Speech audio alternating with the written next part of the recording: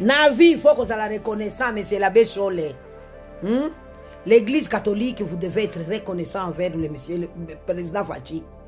Akenda Koti Kabino, na Italie, le seul président qui a accompagné son fils en Bongo. Na ordination nae. Ba catholique bozoka ba faveur nyonso. Chaque ministère nenge zali awa. Eza na agriculture ba entrant. Ok, na éducation partout, c'est vous qui êtes favorisés. Confession religieuse o ezali na faveur que le cabino ezate. Yo lobi bozoa 48 millions te. Tika kokosa. O tozoa kaka 300 millions. De 300 000 tu es sous 300 000, ça veut dire 600 000. Ah, kaka dengo ndimi 600 000 wana. Okondima ka pena 48 millions pour bozoaki yango. Et c'est CP Zouaki. Quelque chose, pas 48 millions, mais Zouaki paye. Les deux confessions religieuses gâtées du pouvoir à Fachi Sinde Bino. Nous, bah, autre confession religieuse, entre autres, église de réveil.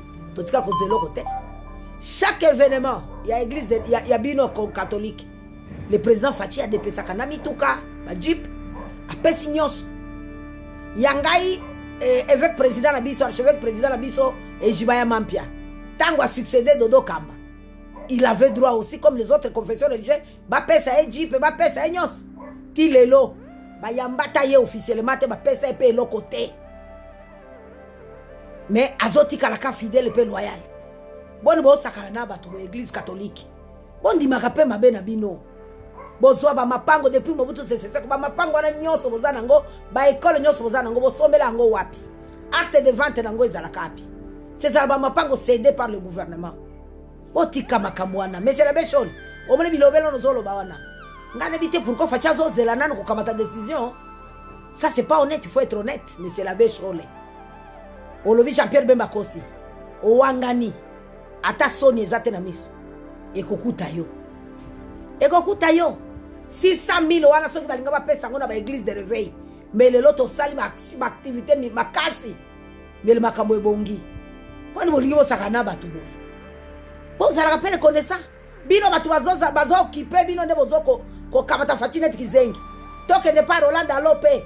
Eo ingana zwa kelo kote. Bino nyoso bozwa kelo kote association na bino na Rolanda Lo. Ba opposant. Botika ba aventure wana. Boko mo pesa tukanda l'ingratitude eza mabe. Il faut être mutu asala yo bolamu il faut kondima yango. Eloko mususu bande konanga.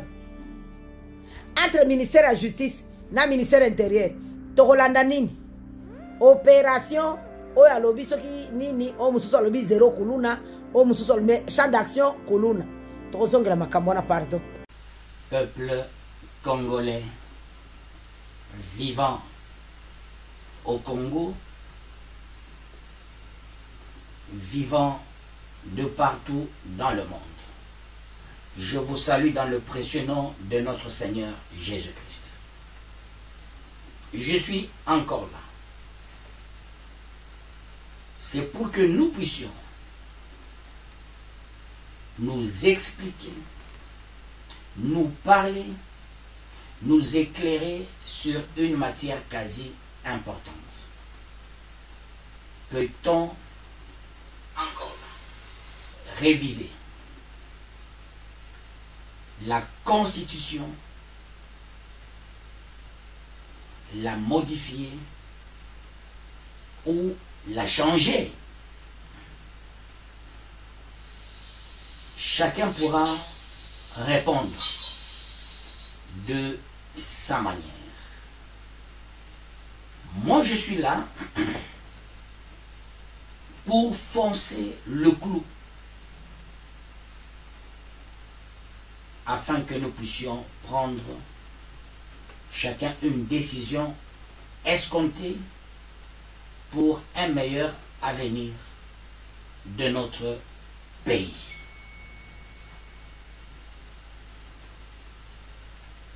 Ce soir, je tenterai encore une fois à la question posée la fois passée. Quelle est la forme de l'État congolais au regard de l'article 220 de la Constitution du 18 février 2006.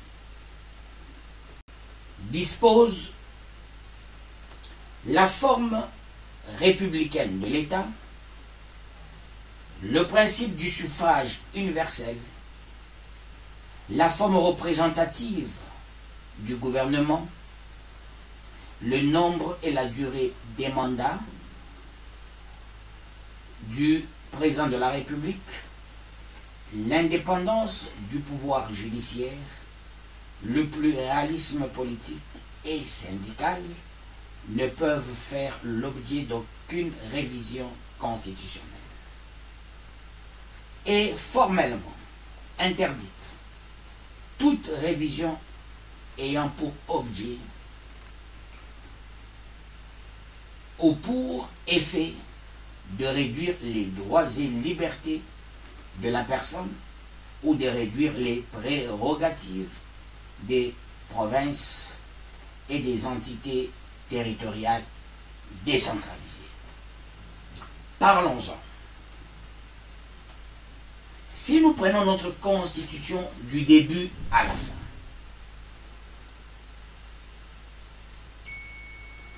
elle ne retrace pas clairement la forme de l'État. Si vous écoutez ceux-là qui avaient rédigé cette constitution, j'ai suivi Bob Kabamba, un grand professeur d'université. J'ai suivi le professeur Mampouya, encore un grand professeur d'université. Et ceux-là qui étaient dans des périphéries et qui injectaient de pics pour la mise en place ou pour la rédaction de la Constitution. Ils se contredisent tous quand ils parlent de la Constitution. Mais hélas, ils ont écrit, nous nous approprions cette Constitution. Quand on dit la forme républicaine de l'État, l'État se veut décentralisé, l'État se veut unitaire, l'État se veut fédéral, l'État se veut confédéral, ainsi de suite. Mais notre État a quelle forme au regard de la Constitution? Si vous lisez la Constitution du début à la fin, vous parlez avec la soi-disant l'Assemblée des experts qui avait rédigé cette Constitution, vous comprendriez une chose. Ils ont saucissonné partout. Ils sont partis de la loi fondamentale. Ils ont pris quelque chose. Ils ont pris la Constitution de Louloabourg de 1964. Ils ont pris la Constitution de 1967. Ils ont pris le projet de la Constitution de la Conférence nationale souveraine. Ils ont aussi pris la Constitution belge, française, britannique, américaine et de certains pays africains qui avaient fait preuve de compétences sur le plan de développement pour concevoir la Constitution. Alors, ils s'invitaient entre eux. Qu'est-ce qu'il fallait prendre comme la forme de l'État? Ils ont pris une forme appelée hybridaire, c'est-à-dire la forme, elle est hybride. Ils se sont mis dans le juste milieu, comme il y a les fédéralistes, comme il y a les unitaires. Ceci son nom. La forme fédérale, la décentralisation, unitaire, et confectionnons la Constitution qui régit toute une république, peuple de Dieu. Je veux me référer à la Constitution de la France. Je prends la Constitution de la 5e République, parce qu'ici, il y a toutes les constitutions de la France. Voyez l'exposé de motifs. Je parle de préambule. Il est dit ceci: le peuple français proclame solennellement son attachement aux droits de l'homme et aux principes de la souveraineté nationale tels qu'ils ont été définis par la déclaration de 1789, confirmée et complétée par le préambule de la Constitution de 1946, ainsi qu'aux droits et devoirs définis dans la Charte de l'environnement de 2004. En vertu de ces principes et de celui de la liberté détermination des peuples, la République offre aux territoires d'outre-mer qui manifestent la volonté d'y adhérer des instructions nouvelles fondées sur l'idéal commun de liberté, d'égalité et de fraternité et conçues en vue de leur évolution démocratique. Voyez comment on légifère, comment on conçoit une constitution. Ils renvoient dans leur préambule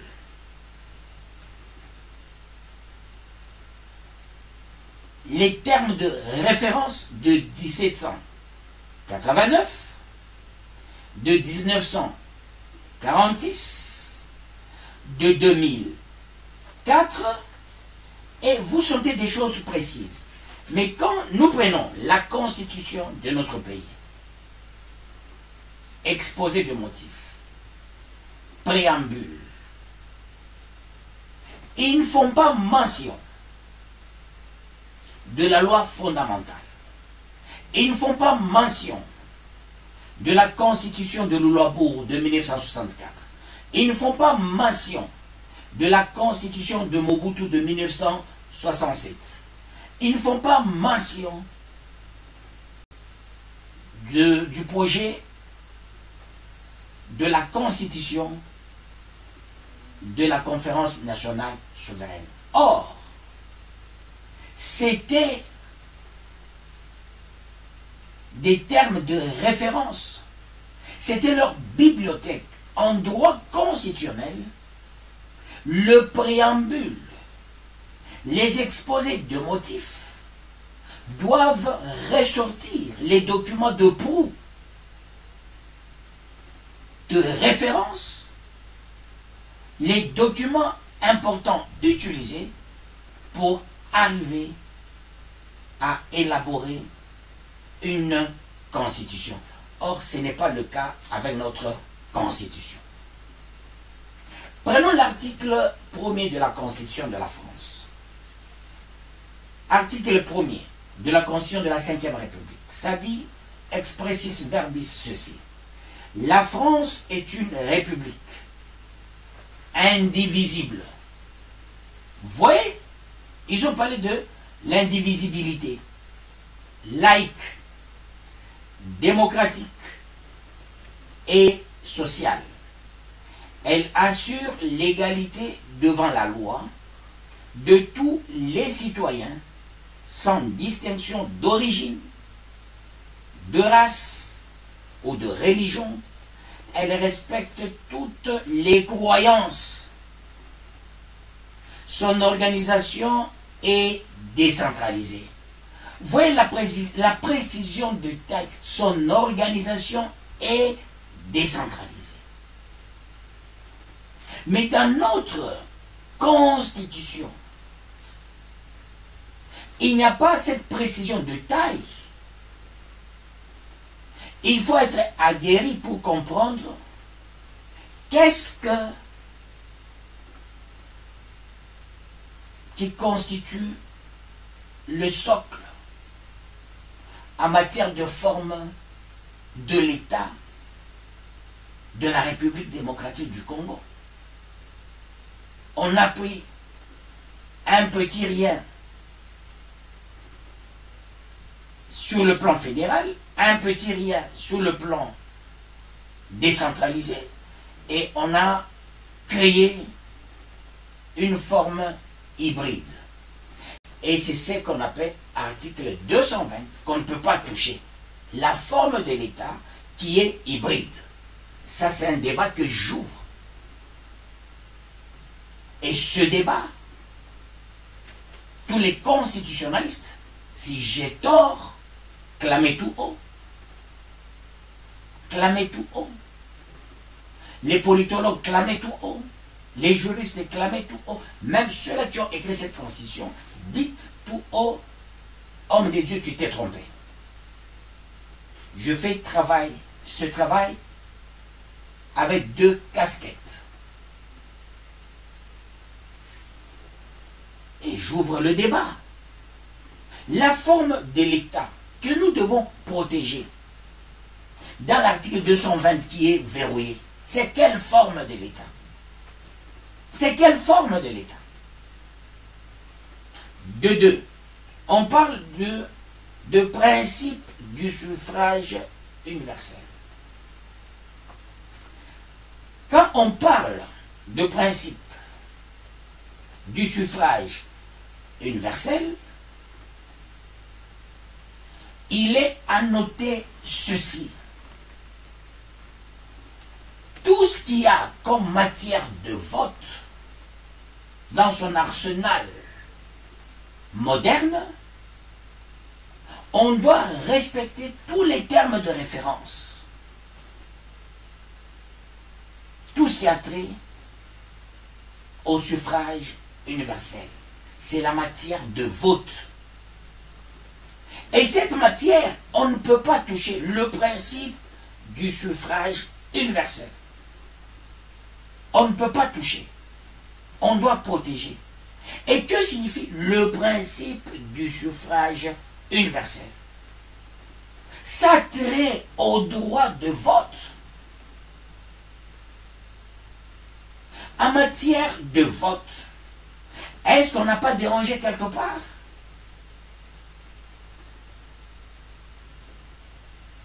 Partir de 2 tours à 1 tour, c'est la matière de vote, c'est la matière de scrutin, c'est la matière de principe du suffrage universel. On prend le tout ensemble.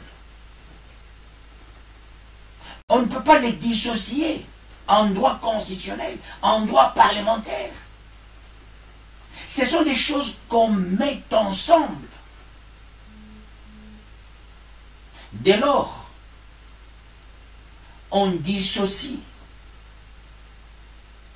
le principe du suffrage universel, le principe de scrutin, on fait fausse route. D'où tout ce qui est écrit dans la Constitution de 2006, il ne fallait pas toucher à toutes les matières liées au vote.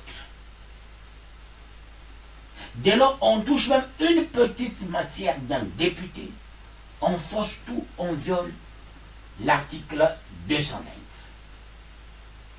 On parle de la forme représentative du gouvernement. C'est quoi la forme représentative du gouvernement? Le gouvernement, c'est le conseil exécutif, dans sa forme représentative, ça voudra dire quoi? Pour avoir un gouvernement, il faut au préalable respecter les consignes sacro-saintes.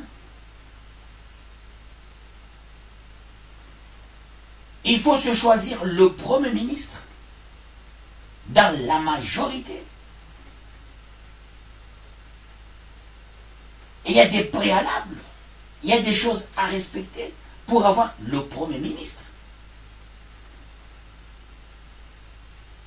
Même si les choses se dessinent, il faut toujours respecter mot à mot la loi. Ça, c'est une évidence. Ce sont des choses à respecter. Il y a le point de l'équilibre dans la géostratégie. Il faut respecter la géopolitique. Qui seront ministres si la géopolitique n'est pas respectée? C'est la violation de l'article 220 dans la mise en place du gouvernement. Il faut respecter le nombre et la durée des mandats du président de la République. Moi, je suis pour le respect total. Il faut qu'on renforce. Pour dire celui qui va de passer même un jour, il est arrêtable. Malheureusement, la Constitution de la République démocratique du Congo ne prévoit pas le régime disciplinaire. Ça offre le libertinage des autorités. Ce sont des roitelets. Ils peuvent tuer, ils peuvent voler. Ils ne seront aucunement poursuivables. Je donne l'exemple de Matata Pogno. Je l'ai vu, brillamment, il a intervenu. Il a donné des leçons dans l'Assemblée nationale. Mais il a fait fâcher la population. Et j'ai vu directement Jules Alinguete qui a réagi. Il se pavane librement, se disant personne ne peut me condamner. Et aussi, M. Kamere a dit tout bonnement ceci. Lui, au moins, il a construit chez lui. Si tout le monde arrivait à construire chez soi, ma foi, c'est réglementer le vol. Le Premier ministre, il n'est pas là pour construire chez soi, il est là pour construire dans les 26 provinces. Comment voulez-vous appuyer quand on est ministre, on doit construire chez soi? Non. C'est l'homme d'affaires qui construit là où il veut. Le ministre, il respecte notre territoire national. Et il doit respecter le programme du gouvernement, qui est la vision du chef de l'État. Et non appuyer Matata. Il a construit chez lui l'université. Avant qu'il ne soit Premier ministre, pourquoi il n'avait pas construit l'université? Pourquoi il n'avait pas arrangé chez soi? Ça, c'est le régime d'impunité. Quand on est le président de l'Assemblée nationale, quand on est le président du Sénat, on est président de la République, on est ministre de tel ou tel portefeuille, tu es là pour la population congolaise, tu es là pour les 26 provinces, pas ta province. Si tu veux construire chez toi, il faut se poser la question, est-ce que les grands-parents de ces ministres leur avaient laissé l'héritage pour qu'ils construisent leur village? Non, c'est pas comme ça. L'État fonctionne. Je vais rentrer dans les commentaires de la Constitution française. Ça, c'est le commentaire de la Constitution de la 5e République. Il est dit ceci. Pourquoi la 5e République?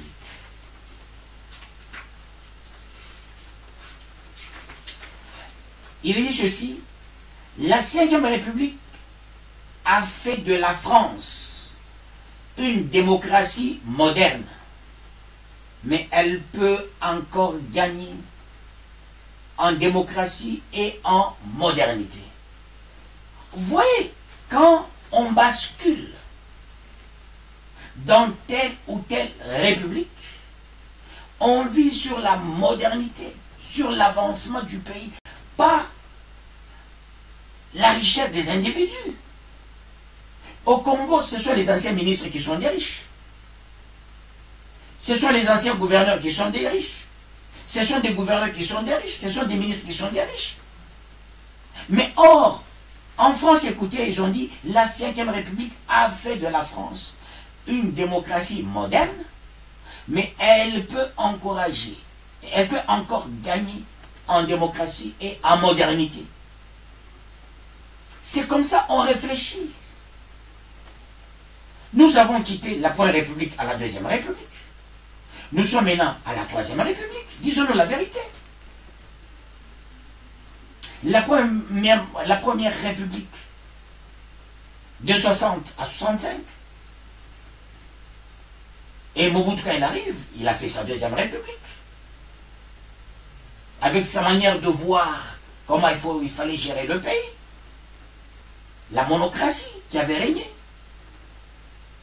Mouzé, il arrive avec la Troisième République. Kabila continue avec la Troisième République. Normalement, Félix, il allait, dès son premier mandat, déclarer la 4e République. Je vais lire.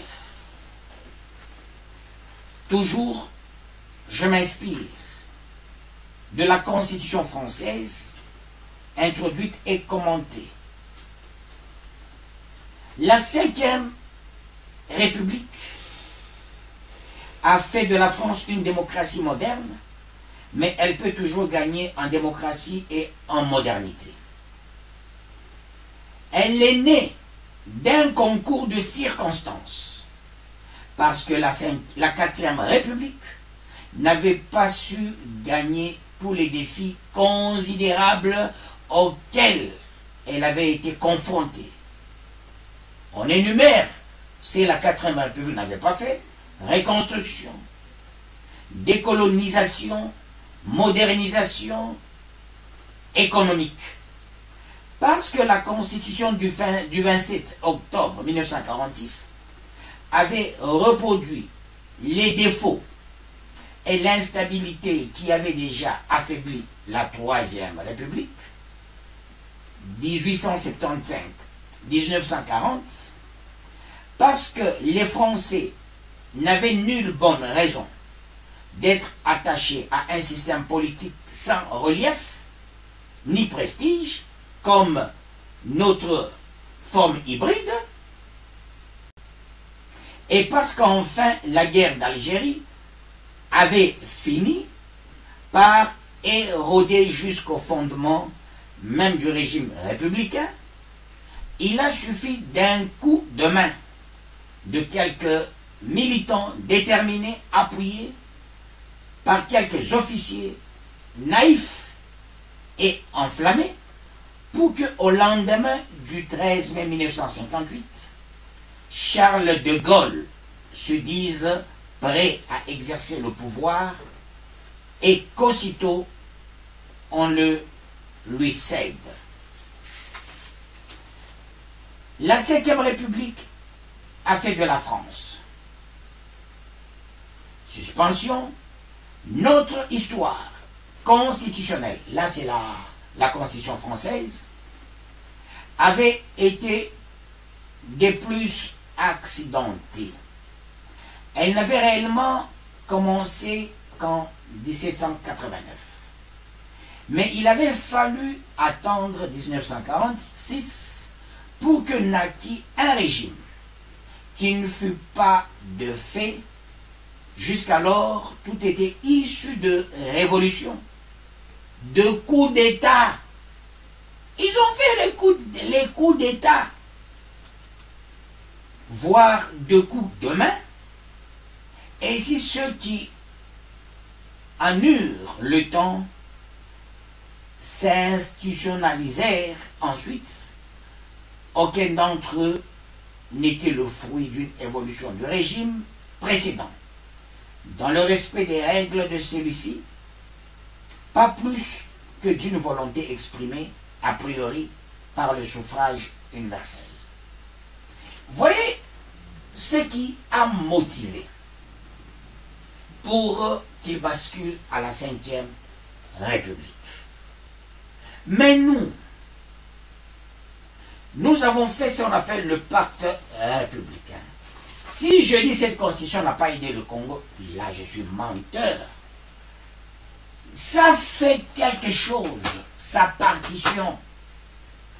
Mais cette constitution est indigeste. Elle est devenue périmée. En l'élaborant,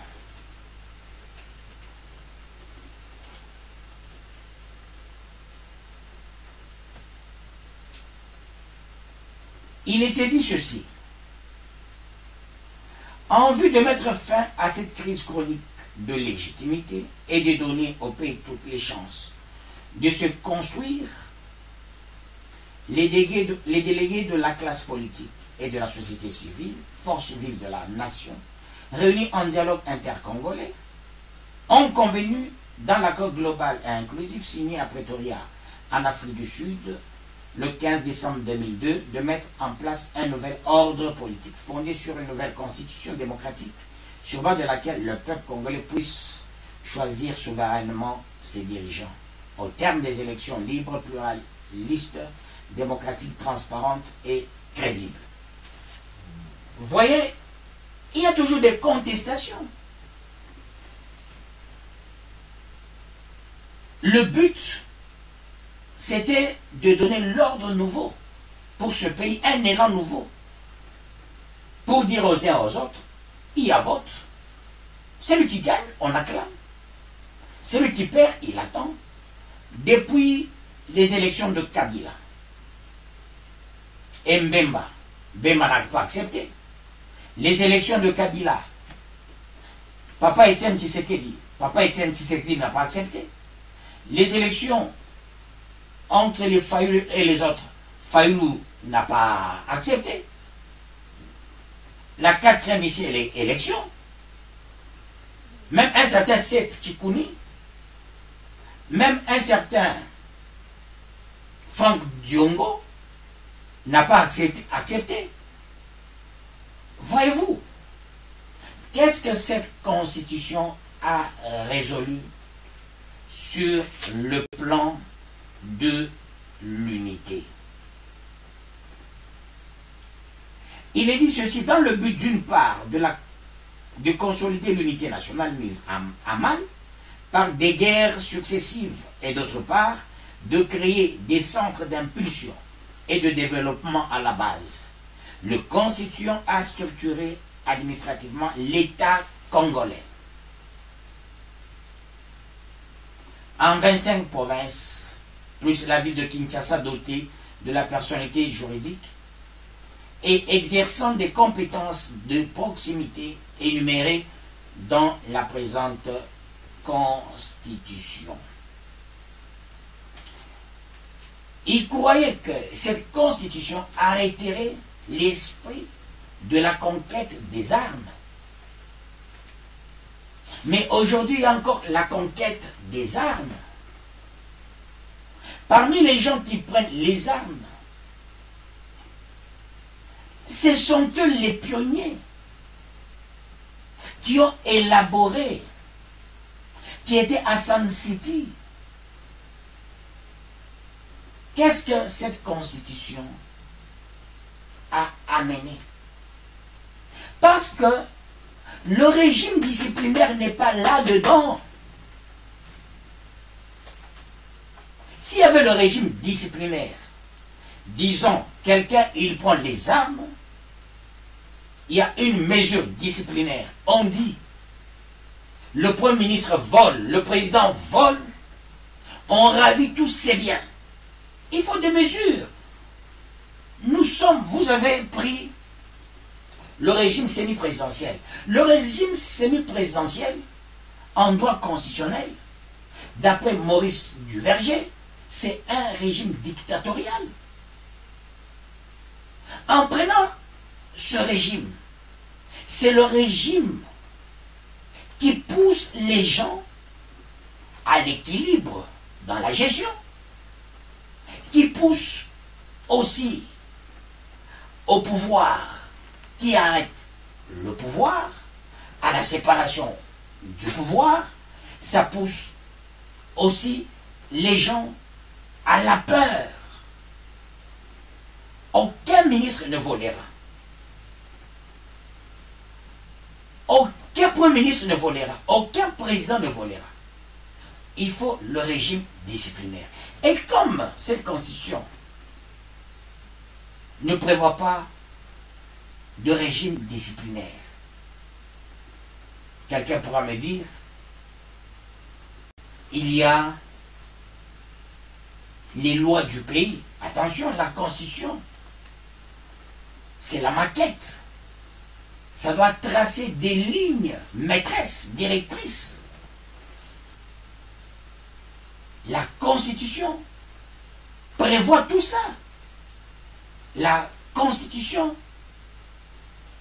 ça parle de l'État, de la souveraineté de l'État, ça parle des droits humains. La Constitution ne peut pas être muette dans certaines matières, surtout quand il s'agit du président de la République. Premier ministre, ce sont les premiers exemplaires. Tu quittes le pouvoir, tu laisses les biens de l'État. Et non, tu quittes le pouvoir, le président, il est riche plus que le pays, le premier ministre, il est riche plus que le pays, le gouverneur riche plus que le pays. Il faut le régime disciplinaire, bien ressorti dans l'architecture de la Constitution. Pour aujourd'hui, bien-aimés, j'en appelle à la conscience collective. Soyons consciencieux, unis, parlons le même langage. C'est le temps de débat d'idées, pas le débat de la rue. Apportons les débats, élevons haut l'étendard du pays, parlons, construisons, avançons, modernisons le pays. Ce serait faire justice. Que Dieu vous bénisse.